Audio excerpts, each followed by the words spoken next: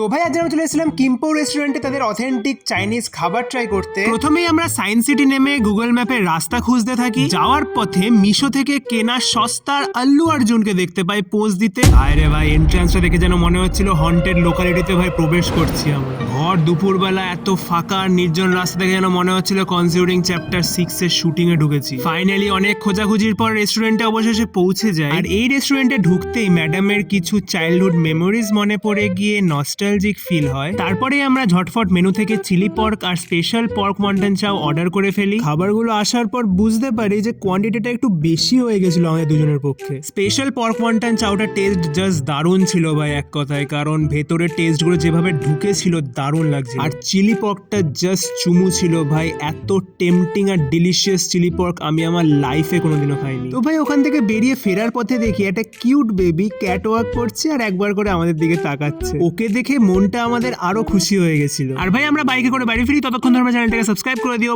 By.